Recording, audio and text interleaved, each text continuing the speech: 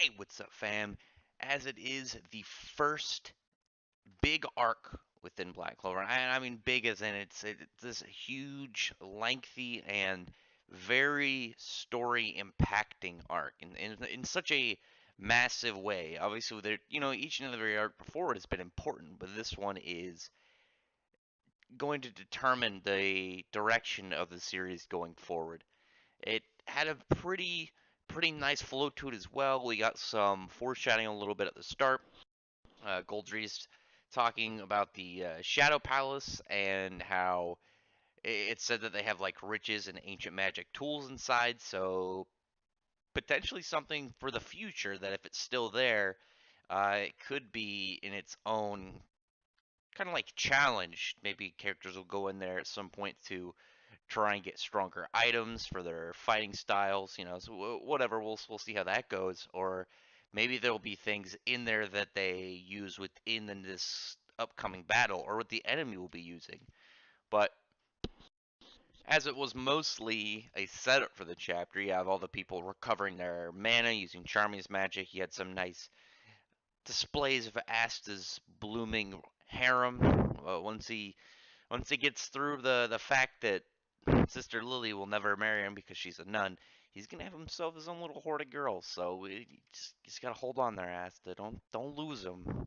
You need to hold on to him. And then, much to my happiness, when two elves started attacking them in a sudden eruption, when everyone was kind of rushing up, I was like, okay, Luck's jumping in there. Maybe we're gonna get to see Luck do some cool things. But back at it, not only is Fuego Leon, but my girl Mara Leona, who those who have watched my videos and heard me talk about it, she is tied as my favorite character, her and Zora.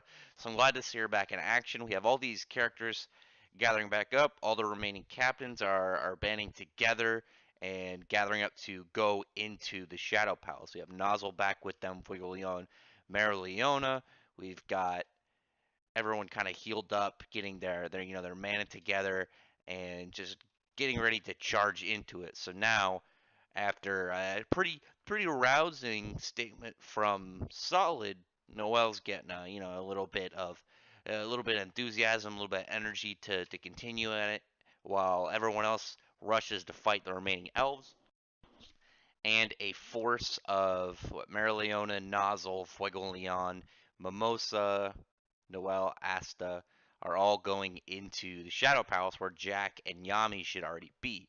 Now, I wanted to get through all of that for the most part, just kind of rush through a TLDR of the chapter because the last panel is actually what I'm most interested in, and that is we see Nero sitting and looking up at the Shadow Palace. Now this is very ominous because there's a lot of theories and a lot of questions about what's up with Nero, what's the significance in the story, what exactly is he going to is he going to have some high relevance and high value later within the series? Are we going to see something in this next couple chapters? Maybe I've seen some stuff like maybe he's some elf's soul inside of this bird, or even the first Wizard King implanted inside Nero's body, and just knowing something of why Asta was going to get those swords. Now, there's still theory that the person that is licked is actually not the real one, and the actual lick soul is within Nero, and that's why he chose Asta to have the anti-magic swords and located him.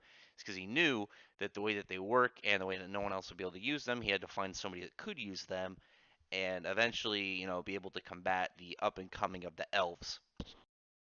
I'm still not seeing a way for them to win yet. Even though you got all these captains together, you got a pretty solid team going into the Shadow Palace. There's way too many big elves still within there, and even though they've shown the teamwork they can take one of these big elves on, it doesn't seem to be the case for any of the top three between Patri, Raya, and Lake. Lake alone, even going up against Elven, Spirit Dive at and Anti Magic form Asta, and just completely just walked through them. It was nothing to him. He was just not even taking them seriously. He wasn't even fully awake. He was barely holding on to himself, and he just completely made them look like fools. So we're gonna get to see some pretty crazy stuff in the next couple chapters. I imagine we're getting towards the final battle of this arc, and this is definitely the longest arc within the series. We started at what, like chapter 132 or something, or at 190. This is definitely obviously the longest arc within the series. It's taking up a third of the whole series, which is pretty crazy.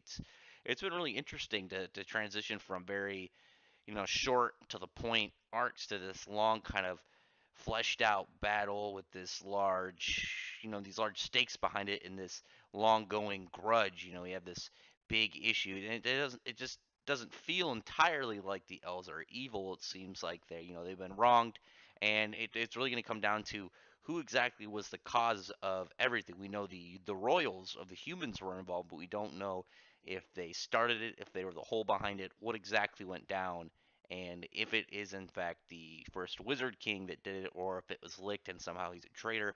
There's a lot of variables and secrets in there. It looks like we're gonna get to find out at least a little bit of soon, and I'm looking forward to that. The last panel just being narrow itself is very foreboding. It's very ominous, and I really look forward to seeing what happens within the next couple chapters. And luckily, there's no form of breaks. There's nothing to hold us back next week. It's going to be pretty exciting. I'm pretty hyped to see what exactly goes down in the Shadow Palace. Are we even going to get there and Yami and Jack will be okay? Maybe they'll already be defeated. We don't know.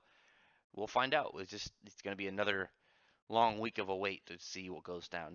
It was a really nice setup chapter. We had some good stuff. We had a little bit of nice character development, even from side people like Solid. We had some nice fleshed out and character admiration from him to Noel, and just some big boys returning to the scene, and big beautiful woman Mary Leone. I can't wait to see her get back in action. She's such a badass. Anyway, it's gonna be it for this video. Drop a comment below on what you think about this chapter